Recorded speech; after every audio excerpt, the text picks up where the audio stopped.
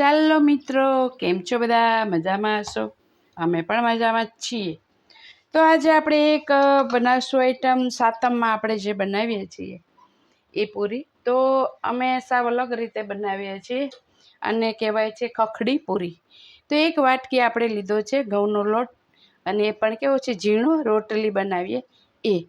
તો એને આપણે ચારી લેવાનો છે મિત્રો. જે આપણે સાતમમાં આપણે સ્પેશિયલ આઈટમ આપણે, અને બહુ સરસ લાગે છે મિત્રો. અને ચારી લેવાનો અચૂક, નહીં તો પછી પૂરીમાં બહુ મજા આવે નહીં. અને પૂરીમાં બિલકુલ તેલ નહીં દે મિત્રો, એકદમ મસ્ત બની જાય છે બરાબર. પછી આપણે લેશું 1 ચમચી નાની ચણાનો લોટ ઝીણો, એને પણ આપણે ગાળી લેવાનું, અંદર ગાંઠ રહેવી ના જોઈએ બરાબર મિત્રો. તો પછી સારું ના બને, મોઢામાં આવે.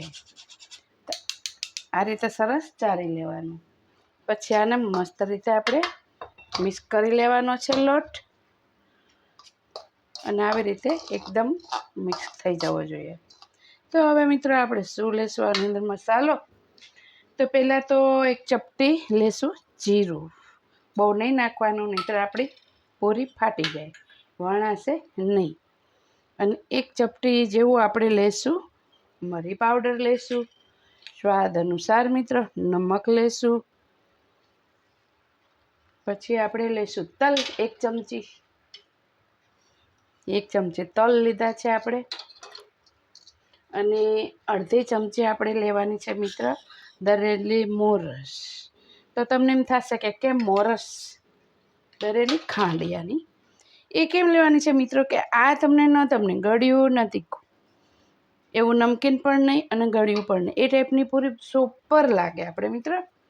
ને આપણે નાખીશું આની અંદર દેશી ઘી ગરમ કરીને 2 થી 3 ચમચી, 3 ચમચી ઘણું. અને આપણે પાણી છે ને મિત્રો ઓફાળું કરી લીધું છે ગરમ, કે જેથી કરીને આપણે આની અંદર મસ્ત રીતે લોટ બાંધી લેવાય. તમારે પીળી કડવી હોય મિત્ર તો તમે હળદર નાખી શકો છો, પણ મેં નથી નાખી, અમારે વ્હાઈટ યુઝ થાય છે. એટલે આપણે આ રીતે મસ્ત રીતે ગરમ પાણીથી મિત્રો જોઈએ એમ લોટમાં પાણી નાખતું જવાનું, અને પૂરી ખખડીનો લોટ બાંધતો જવાનું. તો ચાલો આપણે ફટાફટ લોટ બાંધી લઈએ. ઓકે મિત્ર.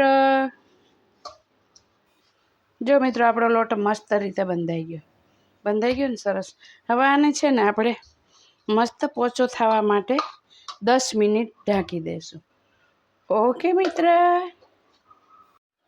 ચાલો મિત્ર, હવે આપણે 10 મિનિટ થઈ ગયા ને આપણો લોટ મસ્ત રીતે સેટ થઈ ગયો છે. જો હવે શું કરવાનું, આપણે હાથમાં ખાલી તેલ ઘી લગાવી કોટ કરી લેવાનું આવી રીતે.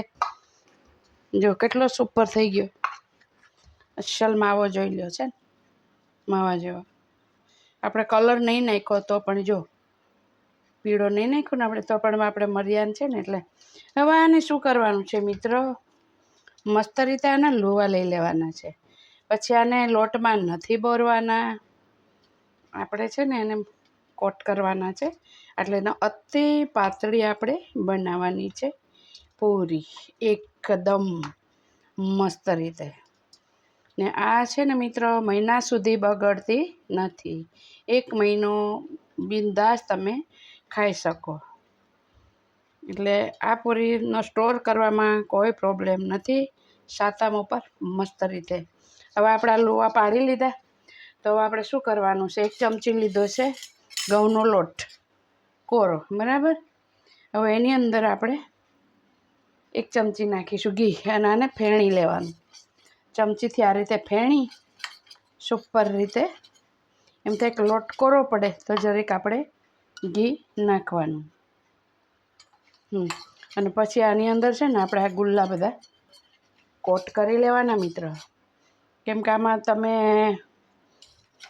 કોરો લોટ લઈને કરો ગુલ્લું તો એ નકામું. જો આપણું મસ્ત થઈ ગયું ને તૈયાર, જે આપણે મઠિયાની અંદર બનાવી. હવે લુવા બધા આની ઉપર નાખી દેવાના છે આની અંદર મિત્ર, બધા લુવા. હવે આ લુવા છે ને આવી રીતે આમ કોટ કરી લેવાના. જો આ રીતે કોટ થઈ ગયા. લોટમાં ને ઘીની અંદર. હવે આપણે આને મસ્ત રીતે એકદમ પાતળા વણી નાખવાના. જો થઈ ગયા ને મસ્ત. ઘીનો લોટ કાંઈ ન દેખાય, મસ્ત રીતે ન તમારા પાટલામાં ચોટે.